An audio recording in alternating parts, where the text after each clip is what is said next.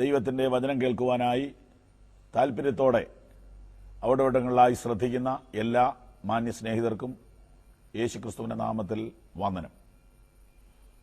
ആകാശവും ഭൂമിയും മാറിയാലും മാറാത്ത ദൈവവചനം കേൾക്കുവാൻ ഇതാ നല്ലൊരു അവസരം നമുക്ക് ലഭിച്ചു. ഭൗതിക ചിന്തകളും ലൗകിക ആവശ്യങ്ങളും നിമിത്തം അതിരാവിലെ തന്നെ ഓടുവാൻ ഒരുങ്ങുന്ന മനുഷ്യരാണ് നമ്മളെല്ലാവരും. സാമ്പത്തികം, മറ്റു കാര്യങ്ങൾ, ഇവയ്ക്ക് വേണ്ടി നാം തിരക്കിലേക്ക് ഇറങ്ങാൻ പോവുകയാണ്. ഇതിനിടയിൽ അല്പം ആത്മാവിൻ്റെ കാര്യങ്ങൾ, ദൈവിക കാര്യങ്ങൾ, നിത്യതയുടെ കാര്യങ്ങൾ കേൾക്കാൻ, പഠിക്കാൻ ഈ അവസരം നമുക്ക് പ്രയോജനപ്പെടുത്താം. പ്രാർത്ഥിക്കാം. സ്വർഗീയ പിതാവേ, അങ്ങയുടെ മുഖത്തേക്ക് ഞങ്ങൾ നോക്കുന്നു. അങ്ങയുടെ വചനം ഞങ്ങൾക്ക് തന്നുകൊണ്ടിരിക്കുന്നതിനായിട്ട് സ്തോത്രം. ഈ ക്രമീകരണങ്ങളെ അവിടുന്ന് അനുഗ്രഹിക്കണം, യേശുവിൻ നാമത്തിൽ തന്നെ. യോഹന്നാന്റെ സുവിശേഷം 12-ാം അധ്യായത്തിലാണ് ഈ ക്ലാസ് നിൽക്കുന്നത്. 107-ാമത്തെ പേജിലാണ്.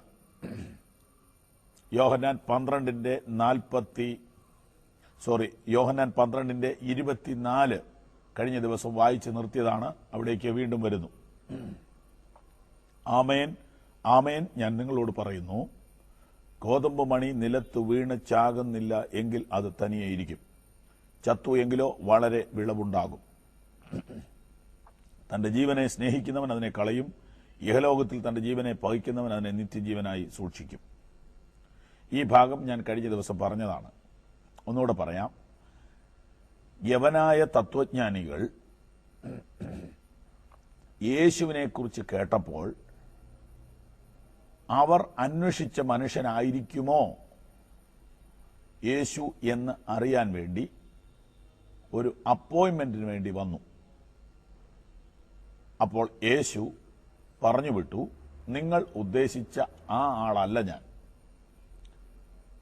ഞാൻ വന്നത് പാപികൾക്ക് വേണ്ടി മരിക്കുവാനാണ്.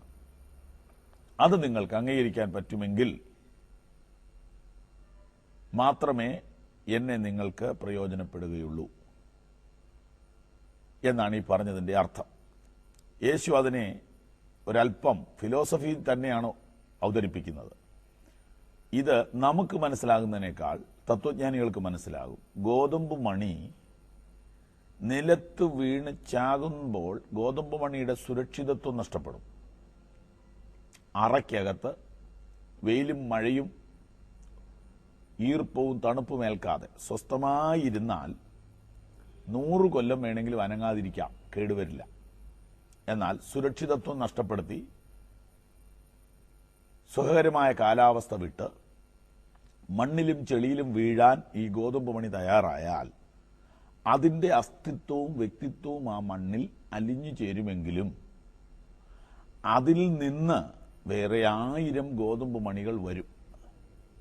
ഇതാണ് ക്രിസ്തുവിൻ്റെ മനുഷ്യാവതാരത്തിൻ്റെ ലക്ഷ്യവും തത്വവും. ക്രിസ്തു എന്ന വ്യക്തി സുരക്ഷിതത്വം നോക്കി നല്ല കാലാവസ്ഥയിൽ സ്വർഗത്തിൽ അനങ്ങാതിരുന്നാൽ അവിടെ ഇരിക്കുകയേ ഉള്ളൂ. എന്നാൽ താൻ ഈ മണ്ണിൽ വന്ന് ചത്താൽ 1000 അതിലൂടെ ജീവിക്കും എന്ന ആശയം നമ്മളോടോ സാധാരണക്കാരോടോ യേശു പറഞ്ഞിട്ടില്ല. എന്നാൽ ഗ്രേക്കരോട് പറഞ്ഞു. അവർക്കതിൻ്റെ ആശയം പിടികിട്ടി. അവർ പിന്നെ വന്നില്ല. ഈ ചിന്തയാണ് ഈ 24-25 വാക്യങ്ങളിൽ കിടക്കുന്നത്. 26-ാം വാക്യത്തിലേക്ക് നാം പ്രവേശിക്കുന്നു. ഈ 25-ാം വാക്യത്തിൽ തന്റെ ജീവനെ സ്നേഹിക്കുന്നവൻ അതിനെ കളയും, ഇഹലോകത്തിൽ തന്റെ ജീവനെ പകയ്ക്കുന്നവൻ അതിനെ നിത്യജീവനായി സൂക്ഷിക്കും. ഇതും ഗ്രീക്കരോട് പറഞ്ഞ വാക്കാണ്. അല്പം കഠിനമാണ്. നമ്മളെപ്പോലെ ഒരാൾക്ക്, സാധാരണക്കാരനെ പെട്ടെന്ന് മനസ്സിലാവില്ല. എങ്കിലും ഈ ക്ലാസ്സിൽ ഒന്ന് അതിൻ്റെ ഒരു 1-ാം ഭാഗം, അതിൻ്റെ ഒരു മുഖവുര മാത്രം പറയാം.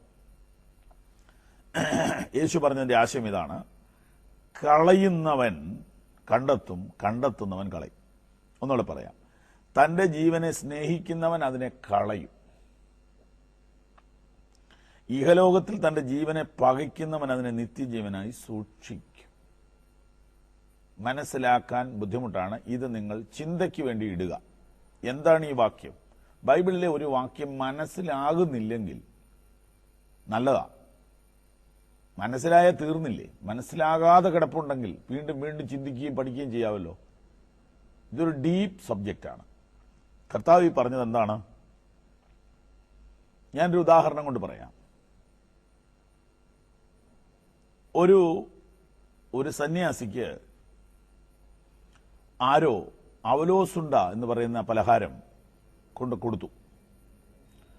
അത് അവർക്ക് എന്തോ പ്രാർത്ഥിച്ചിട്ട് വലിയ മറുപടി കിട്ടി. എൻ്റെ സ്നേഹത്തിൻ്റെ ഉപഹാരം എന്ന വണ്ണം ഒരു മാതാവ് കൊണ്ട് കൊടുക്കുകയാണ്. മാതാവ് അത് കൊടുക്കുമ്പോൾ 101 എണ്ണ കൊടുത്തു. 101 എണ്ണ. അപ്പോൾ പറഞ്ഞു, ഇത് സന്യാസി ആർക്കും കൊടുക്കരുത്, സന്യാസി മാത്രമേ കഴിക്കാവൂ എന്നാണ് ഞങ്ങളുടെ ആഗ്രഹം എന്ന് പറഞ്ഞു കൊടുക്കുന്നു. അപ്പോൾ തന്നെ അവിടെ കുഞ്ഞുങ്ങൾ, സന്യാസിയെ സ്നേഹിക്കുന്ന പലരും അവിടെ കാണാൻ വന്ന് നിൽപ്പുണ്ട്. അവരെല്ലാം സന്യാസിയുടെ നേർക്ക് കൈ നീട്ടി. അവിടെ നിന്നവർക്കെല്ലാം ഓരോന്നെടുത്ത് കൊടുത്തു. അപ്പോൾ അമ്മയുടെ കണ്ണ് നിറഞ്ഞു. അത് മുഴുവൻ സന്യാസി കൊടുത്തല്ലോ, കുറച്ചേ ഉള്ളല്ലോ, ഇനി ഒരു 5 എണ്ണം ബാക്കിയുണ്ട്. ഇത് സന്യാസി അമ്മ കയറി നിർബന്ധിച്ച് അത് മാത്രം അവിടെ വെച്ചു. അപ്പോ അമ്മ ഇങ്ങനെ ദുഃഖിക്കുന്ന കണ്ടപ്പോൾ സന്യാസി മറുപടി പറഞ്ഞു, ഈ 5 എണ്ണേ നഷ്ടപ്പെട്ടിട്ടുള്ളൂ, ബാക്കിയെല്ലാം നിലനിൽക്കുന്നു.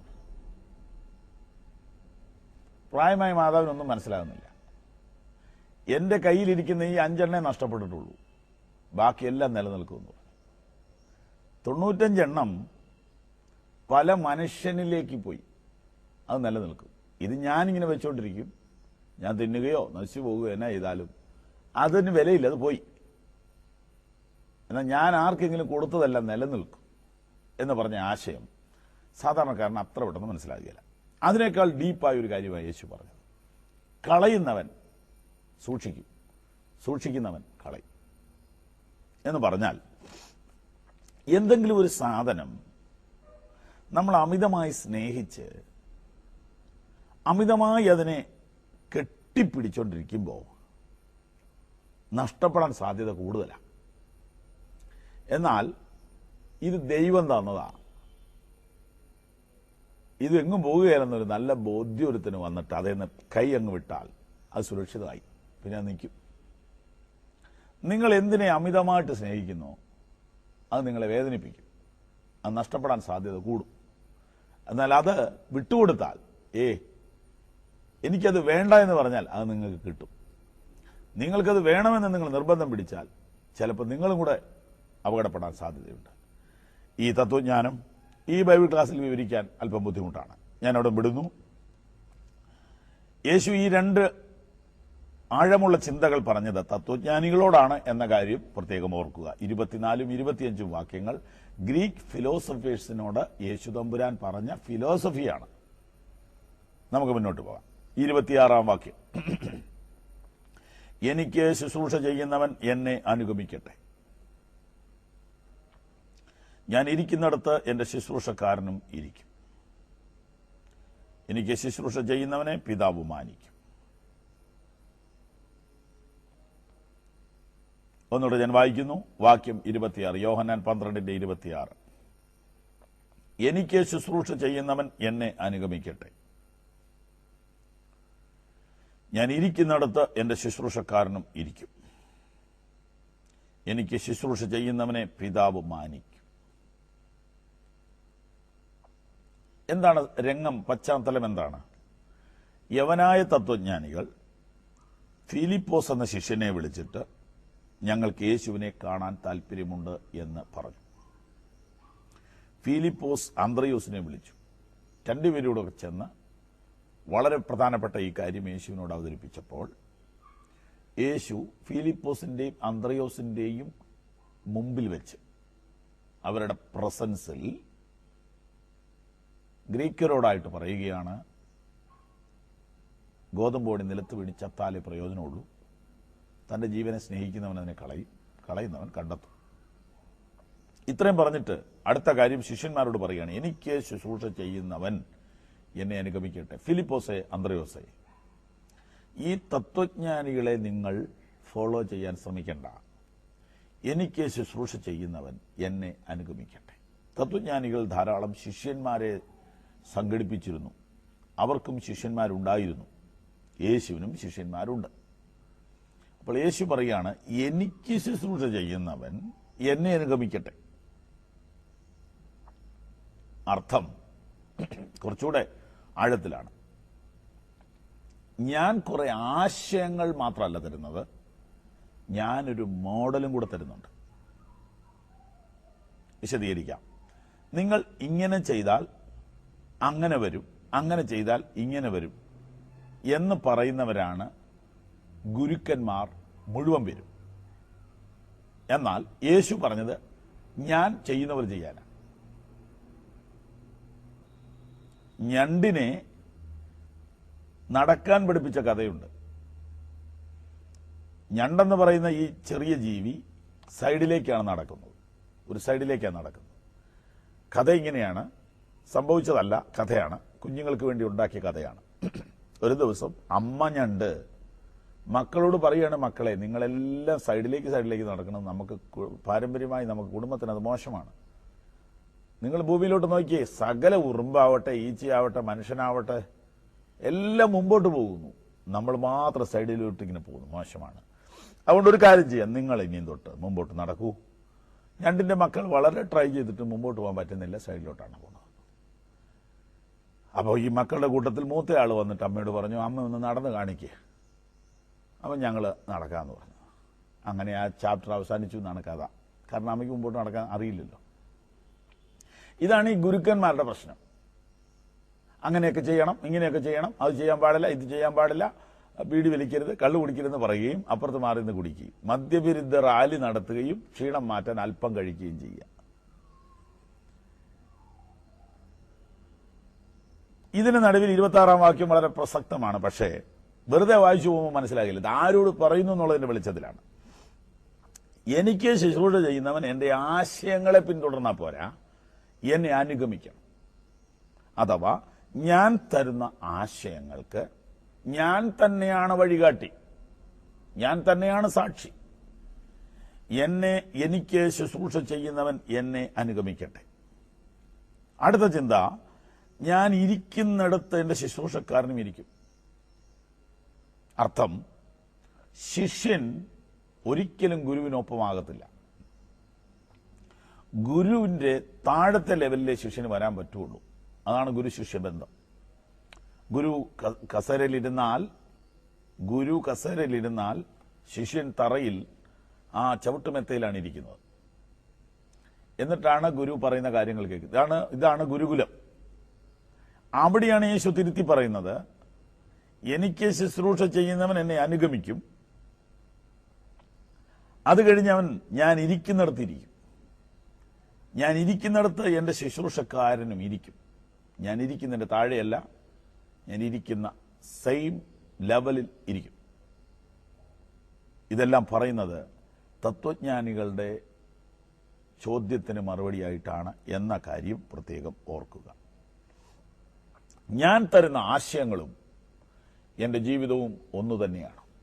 നിങ്ങൾ എന്റെ ആശയങ്ങൾ പഠിക്കുന്നതിനേക്കാൾ എന്നെ അനുഗമിക്കുകയാണ് വേണ്ടത്. ഞാൻ നിങ്ങൾക്ക് മാതൃകയാണ്. എന്നാൽ ലോകത്തിലുള്ള ഗുരുക്കന്മാർ അവർ ആശയങ്ങളെ തരികയുള്ളൂ, അവർ മോഡൽ ആകുകയില്ല. മാതൃകയാകാനായിട്ട് ബുദ്ധിമുട്ടാണ്. ഞാൻ ഇരിക്കുന്നിടത്ത് എന്റെ ശുശ്രൂഷക്കാരനും ഇരിക്കും. എനിക്ക് ശുശ്രൂഷ ചെയ്യുന്നവനെ പിതാവ് മാനിക്കും. പിതാവായ ദൈവത്തെ യേശു ഒരിക്കലും വെളിപ്പെടുത്താതിരിക്കുന്നില്ല. എവിടെയും എപ്പോഴും വെളിപ്പെടുത്തുന്നു. എനിക്ക് ശുശ്രൂഷ ചെയ്യുന്നവനെ പിതാവ് മാനിക്കും. അങ്ങനെ കർത്താവ് തന്റെ ആ പ്രധാനപ്പെട്ട സന്ദേശം ഈ ഗ്രീക്കരുടെ മുമ്പിലേക്ക് എടുത്തിടുകയാണ്. 27-ാം വാക്യം, ഇപ്പോൾ എന്റെ ഉള്ളം കലങ്ങിയിരിക്കുന്നു, ഞാൻ എന്തു പറയേണ്ടു? പിതാവേ, ഈ നാഴികയിൽ നിന്ന് എന്നെ രക്ഷിക്കണമേ. എങ്കിലും ഇത് നിമിത്തം ഞാൻ ഈ നാഴികയിലേക്ക് വന്നിരിക്കുന്നു. പിതാവേ, നിന്റെ നാമത്തെ മഹത്വപ്പെടുത്തണമേ. അപ്പോൾ സ്വർഗത്തിൽ നിന്ന് ഞാൻ മഹത്വപ്പെടുത്തിയിരിക്കുന്നു, ഇനിയും മഹത്വപ്പെടുത്തും എന്നൊരു ശബ്ദമുണ്ടായി. അത് കേട്ടിട്ട് അരികെ നിൽക്കുന്ന പുരുഷാരം ഇടിയുണ്ടായി എന്ന് പറഞ്ഞു. മറ്റു ചിലർ ഒരു ദൈവദൂതൻ അവനോട് സംസാരിച്ചു എന്ന് പറഞ്ഞു. അതിന് യേശു, ഈ ശബ്ദം എന്റെ നിമിത്തമല്ല, നിങ്ങളുടെ നിമിത്തം അത്രേ ഉണ്ടായി. ഇപ്പോൾ ഈ ലോകത്തിന്റെ ന്യായവിധിയാകും. ഇപ്പോൾ ഈ ലോകത്തിന്റെ പ്രഭുവിനെ പുറത്ത് തള്ളിക്കളയും. ഞാനോ ഭൂമിയിൽ നിന്ന് ഉയർത്തപ്പെട്ടാൽ എല്ലാവരെയും എങ്കിലേക്ക് ആകർഷിക്കും എന്ന് ഉത്തരം പറഞ്ഞു. ഇത് താൻ മരിപ്പാനുള്ള മരണവിധം സൂചിപ്പിച്ചു പറഞ്ഞതത്രേ. പുരുഷാരം അവനോട്, ക്രിസ്തു എന്നേക്കും ഇരിക്കുമെന്ന് ഞങ്ങൾ ന്യായപ്രമാണത്തിൽ വായിച്ചു കേട്ടിരിക്കുന്നു. പിന്നെ മനുഷ്യപുത്രൻ ഉയർത്തപ്പെടേണ്ടതെന്ന് നീ പറയുന്നത് എങ്ങനെ? ഈ മനുഷ്യപുത്രൻ ആരെന്ന് ചോദിച്ചു. അതിന് യേശു അവരോട്, ഇനി കുറേ കാലം മാത്രം വെളിച്ചം നിങ്ങളുടെ ഇടയിൽ ഇരിക്കും. ഇരുൾ നിങ്ങളെ പിടിക്കാതിരിപ്പാൻ നിങ്ങൾക്ക് വെളിച്ചമുള്ളിടത്തോളം നടന്നുകൊള്ളുവീൻ. ഇരുളിൽ നടക്കുന്നവൻ താൻ എവിടെ പോകുന്നുവെന്ന് അറിയുന്നില്ലല്ലോ. നിങ്ങൾ വെളിച്ചത്തിന്റെ മക്കളാകേണ്ടതിന് വെളിച്ചമുള്ളിടത്തോളം വെളിച്ചത്തിൽ വസിപ്പീൻ എന്ന് പറഞ്ഞു. ഈ ഒരു ഖണ്ഡിക, ഈ ഒരു പാരഗ്രാഫ് നമ്മൾ ഇതുവരെ വായിച്ചു പോകുന്നതിനേക്കാളെല്ലാം കഠിനമായ, ആഴമായ, ചിന്തനീയമായ കാര്യങ്ങളാണ് പറഞ്ഞിരിക്കുന്നത്. അപ്പോൾ അത് നാം പഠിക്കുമ്പോൾ നമ്മുടെ മനസ്സിൽ വരേണ്ട ചിന്ത, ഇത് തുടങ്ങിയത് എവിടെ നിന്നാണ്? വേദപുസ്തകം കൃത്യമായി നോക്കി പഠിക്കുന്നവർക്ക് ഞാൻ പറയാം. 20-ാം വാക്യം ഞാൻ ഒരിക്കൽ കൂടെ വായിക്കുന്നു. പെരുന്നാളിൽ നമസ്കരിപ്പാൻ വന്നവരിൽ ചിലർ യവനന്മാരുണ്ടായിരുന്നു. ഇവർ ഗലീലയിലെ ബെത്സയിദക്കാരനായ ഫിലിപ്പോസിന്റെ അടുക്കൽ ചെന്ന് അവനോട്, യജമാനനെ, ഞങ്ങൾക്ക് യേശുവിനെ കാണാൻ താല്പര്യമുണ്ട് എന്ന് അപേക്ഷിച്ചു.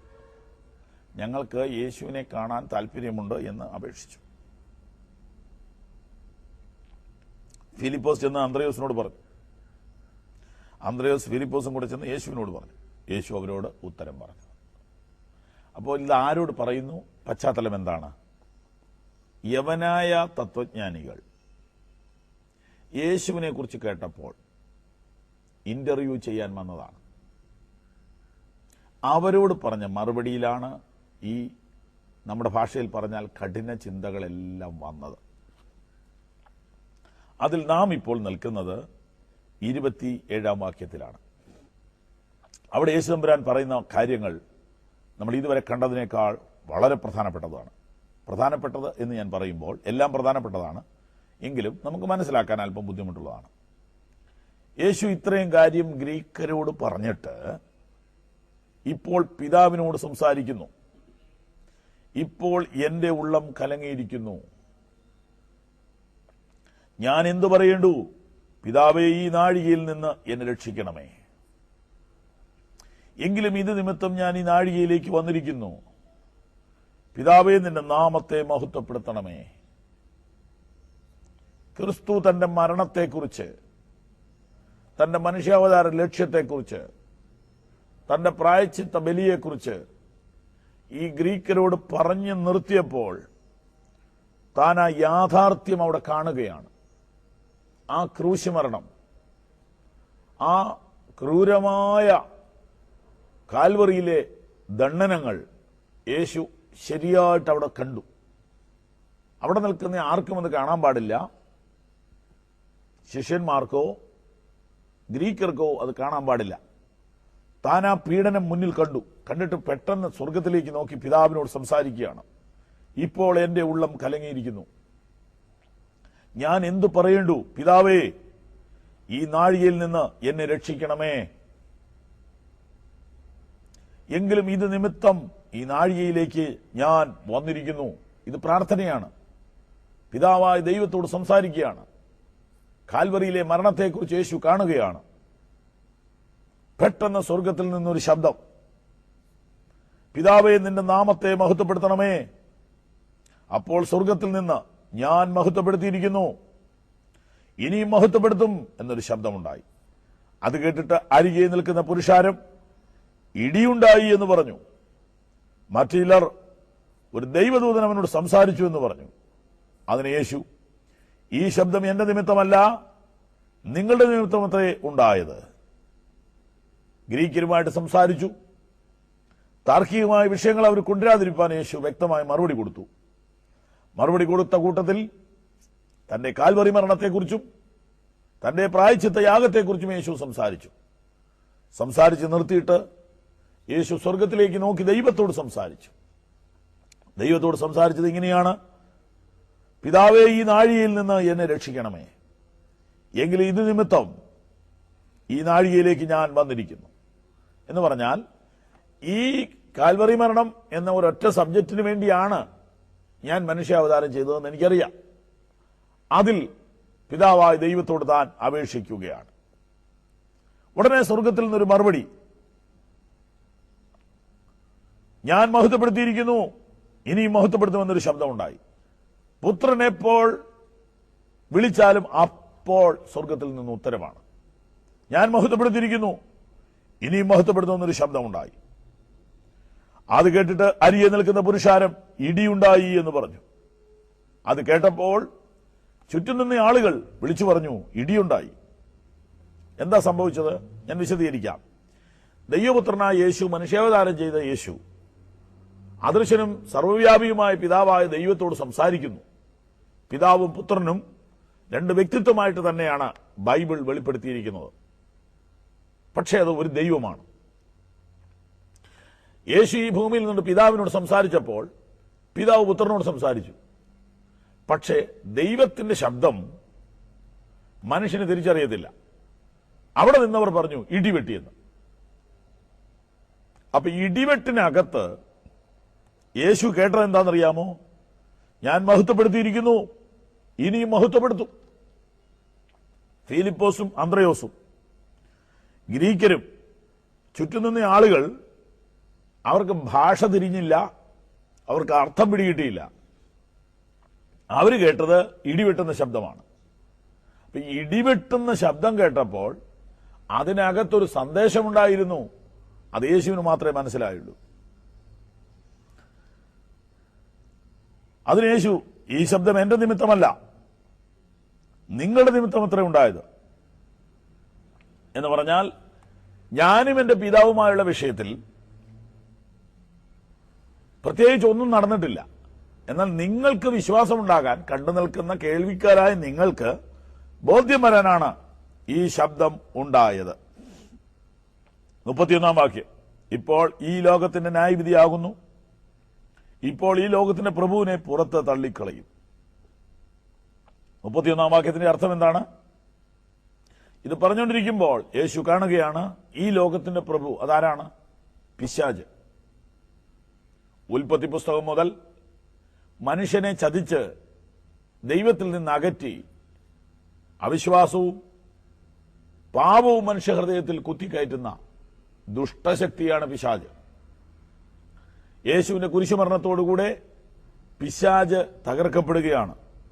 വാക്യം 31, ഇപ്പോൾ ഈ ലോകത്തിന്റെ ന്യായവിധിയാകുന്നു, ഈ ലോകത്തിന്റെ പ്രഭുവിനെ പുറത്ത് തള്ളിക്കളയും. എപ്പോഴാണെന്നുള്ളതല്ലേ 32 വാക്യത്തിലുണ്ട്. ഞാനോ ഭൂമിയിൽ നിന്ന് ഉയർത്തപ്പെട്ടാൽ എല്ലാവരെയും എങ്കിലേക്ക് ആകർഷിക്കുമെന്ന് ഉത്തരം പറഞ്ഞു. യേശു ഈ പറഞ്ഞു നിർത്തിയത് എന്താണ്? തന്റെ മരണത്തോടുകൂടെ, തന്റെ കാൽവറിയിലെ യാഗത്തോടുകൂടെ പിശാച് ന്യായം വിധിക്കപ്പെടുകയും തകർക്കപ്പെടുകയും ചെയ്യും. യേശു ഉയർത്തെഴുന്നേൽക്കും. ഞാനോ ഭൂമിയിൽ നിന്ന് ഉയർത്തപ്പെട്ടാൽ എല്ലാവരെയും എങ്കിലേക്ക് ആകർഷിക്കും. യേശു മരിച്ച് ഉയർത്തെഴുന്നേറ്റാൽ ഭൂമിയിലുള്ള സകല മനുഷ്യരും കർത്താവിലേക്ക് തിരിയും. വിശദീകരിക്കാം. യേശു ഒരു ഗുരു എന്ന പോലെ ഭൂമിയിൽ നടന്നപ്പോൾ തന്നെ ആകർഷിച്ചത് 12 പേരാണ്. എന്നാൽ താൻ മരിച്ചു ഉയർത്തെഴുന്നേറ്റ് കഴിഞ്ഞ് തന്നെ ആകർഷിച്ചത് 12,000 അല്ല, 12 ലക്ഷമല്ല, 12 കോടിയല്ല. ലോകം മുഴുവനും 2000 കൊല്ലത്തിന് ശേഷവും ആളുകളെ ആകർഷിക്കുന്ന വ്യക്തി ആര്? ക്രിസ്തു. കേരളത്തിന്റെ ഒരു മൂലയിലെ കാര്യമല്ല, ഇന്ത്യയിലെ കാര്യമല്ല. ലോകം മുഴുവനും 2000 കൊല്ലമായി ജനകോടികളെ ആകർഷിക്കുന്ന വ്യക്തി ആര്? ക്രിസ്തു. അതാണ് ഈ എഴുതിയിരിക്കുന്നത്. ഞാനോ ഭൂമിയിൽ നിന്ന് ഉയർത്തെഴുന്നേറ്റാൽ എല്ലാവരെയും എങ്കിലേക്ക് ആകർഷിക്കും. ഇതെല്ലാം ഗ്രീക്ക് തത്വജ്ഞാനികളുമായുള്ള സംഭാഷണത്തിൽ നിന്ന് ഉരുത്തിരിഞ്ഞതാണ്. ഒരു ഗുരുവിനെ ആളുകൾ ആകർഷിക്കുന്നത് അവൻ ജീവിച്ചിരിക്കുമ്പോൾ അവന്റെ പ്രസംഗത്തിലൂടെയും പഠിപ്പിക്കലിലൂടെയാണ്. എന്നാൽ യേശു പറയുന്നു, എന്റെ ശിഷ്യന്മാർ ലോകത്ത് മുഴുവനും ഉണ്ടാകുകയും എന്നെ ആകർഷിക്കുകയും എന്റെ അടുക്കലേക്ക് വരികയും ചെയ്യുന്നത് കേവലം എന്റെ ടീച്ചിങ്സിലൂടെ മാത്രമല്ല, എന്റെ മരണവും ഉയർപ്പുമാണ് ആളുകളെ എങ്കിലേക്ക് ആകർഷിക്കുന്ന പ്രധാന വസ്തുത. അത് പറഞ്ഞാണ് ഈ ചിന്തയുടെ ഒടുവിൽ കൊണ്ടു നിർത്തുന്നത്. ഞാനോ ഭൂമിയിൽ നിന്ന് ഉയർത്തപ്പെട്ടാൽ എല്ലാവരെയും എങ്കിലേക്ക് ആകർഷിക്കും. ഇന്ന് 2000 കൊല്ലം കഴിഞ്ഞു, ക്രിസ്തു ഉയർത്തെഴുന്നേറ്റു. ജീവിച്ചിരുന്നപ്പോൾ തന്നിലേക്ക് ആകർഷിക്കപ്പെട്ട ആളുകളെക്കാൾ എത്രയോ മടങ്ങാളുകൾ ഇപ്പോൾ തന്നിലേക്ക് ആകർഷിക്കപ്പെടുന്നു. ഈ സത്യങ്ങൾ ഗ്രഹിപ്പാൻ ദൈവം നമുക്ക് കൃപ തരട്ടെ. പ്രാർത്ഥിക്കാം. ഞങ്ങളുടെ കർത്താവേ, സ്വർഗീയ പിതാവേ, അങ്ങയുടെ പുത്രന്റെ നാമത്തിൽ ഞങ്ങൾക്ക് തന്നിട്ടുള്ള ഈ നല്ല ഫെലോഷിപ്പിനായി സ്തോത്രം. ഈ വചനം കേൾക്കുന്ന എല്ലാ കുടുംബങ്ങളെയും അനുഗ്രഹിക്കണമേ എന്ന് പ്രാർത്ഥിക്കുന്നു. പ്രായത്തിലുള്ളവർ, ക്ഷീണത്തിലുള്ളവർ, ബലഹീനർ, രോഗികൾ, കിടക്കയിൽ വിശ്രമിക്കുന്നവർ, മരുന്ന് കഴിച്ചുകൊണ്ടിരിക്കുന്നവർ, എഴുന്നേറ്റ് നടക്കാൻ പറ്റാത്തവർ, കുടുംബകലഹമുള്ളവർ,